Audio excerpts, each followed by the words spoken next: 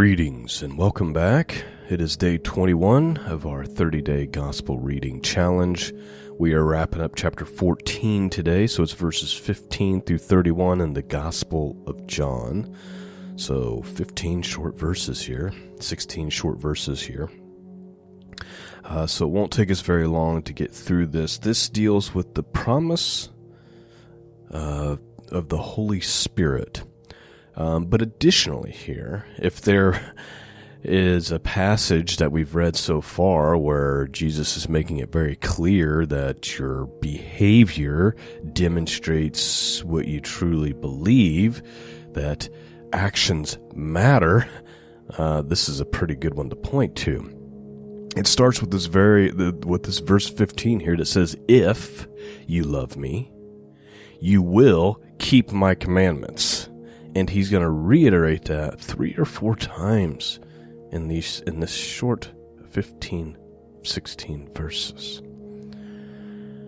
So let's open up our hearts this morning and let's see what the Word of God has to say to us. The Gospel of John, chapter 14, starting with verse 15.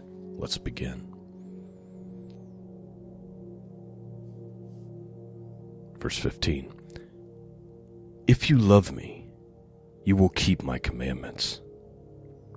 And I will ask the Father, and he will give you another counselor to be with you forever, even the Spirit of truth, whom the world cannot receive because it neither sees him nor knows him. You know him, for he dwells with you and will be in you. I will not leave you desolate. I will come to you. Yet a little while, and the world will see me no more. But you will see me because I live. You will live also. In that day you will know that I am in my Father, and you in me, and I in you.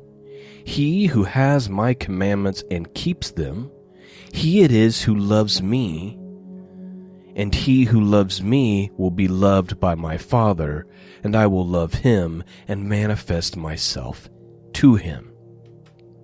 So please note, this is the second time where Jesus has said, here's how you demonstrate through your actions that you love me. And as a result of you loving me by demonstrating it through obedience, my Father will love you. He who keeps my commandments, he who has my commandments and keeps them, he it is who loves me, he says, and will be loved by my Father, and I will love him and manifest myself to him. Verse 22, Judas, not Iscariot, said to him, "Lord, how is it that you will manifest yourself to us and not to the world?" Jesus answered him, "If a man loves me, he will keep my word, and my Father will love him, and we will come to him and make our home with him." Please notice that there's a lot of if statements here. So he says, if you love me, you will keep my commandments. He who has my commandments and keeps them, it is he who loves me. And then Judas, not talking about Judas Iscariot, another Judas says to him, "Lord, how is it that you're going to manifest yourself to us, but not to the world?" Of course, Christ is talking about the Holy Spirit that'll come and dwell within us, those of us who have trusted in Christ. Here's his response. Jesus answered him, "If a man loves me, he will keep my word." I mean, this is a perfect example, and obviously there's endless examples of actions matter because actions demonstrate what I actually believe. Christ says, if a man loves me, this is the result of that love, is that he will keep my word, he will obey me, and my Father will love him, and we will come to him and make our home with him. But what's the condition? The condition is loving Christ, which is demonstrated through obedience. This isn't brain surgery. This is pretty clear. Verse 24, "He who does not love me does not keep my words. And the word which you hear is not mine, but the Father's who sent me. So please note, you can't say, I love Jesus, but then habitually walk in disobedience. Obviously, we're not talking about perfection here. But there is a general way that you would live your life. It's either in obedience to Christ, and then when I fail in that obedience, or I stumble, I repent and return to the throne of grace. Or there's that lifestyle of casual attitude towards sin, casual attitude towards the things that Jesus said. He doesn't really mean that. I can just continue to walk habitually in sin. Well, you don't know Jesus if that's your mindset, if that's your attitude, if that's the way you live your life. Jesus says it himself. He who does not love me does not keep my words. If you love me, obey me, he tells Peter. If you love me, feed my sheep, he tells Peter. There's fruit. It's obvious. And people who want to argue against what Jesus is saying here and try to make excuses for their behavior, that's simply it. They don't want to change. They don't want to repent. They don't want the transformation that comes with knowing Christ. They want all the benefits of salvation, but they don't want transformation.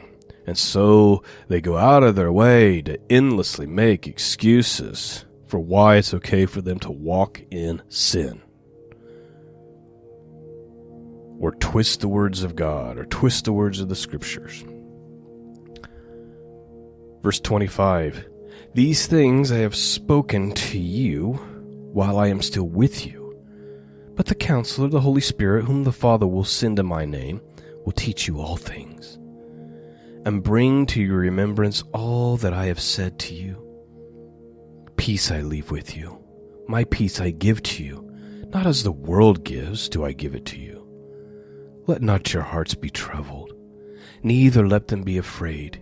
You heard me say to you, I will go away and I will come to you. If you loved me, you would have rejoiced because I go to the Father, for the Father is greater than I.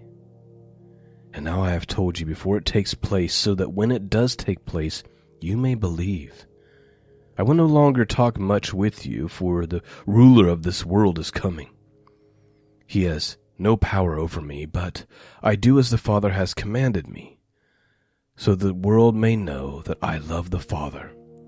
Rise, let us go from here. All right, so that is our reading for today. I do want to give you some commentary from Matthew Henry, as I typically do, or typically have throughout this study. And let's see what he has to say about what we just talked about this obedience. He says, the surest evidence of our love to Christ is obedience to the laws of Christ. There are spiritual tokens of Christ and his love given to all believers. Where sincere love to Christ is in the heart, there will be obedience. Love will be commanding, constraining principle, and where love is, duty follows from a principle of gratitude. God will not only love obedient believers, but he will take pleasure in loving them, will rest in love to them. He will be with them as his home. These privileges are confined to those whose faith worketh by love, and whose love to Jesus leads them to keep his commandments. Such are partakers of the Holy Spirit's new creating grace. Beautifully said. I pray you've been blessed this morning. I know some of these are short, but again, we've talked about this. We're doing 30 days straight here.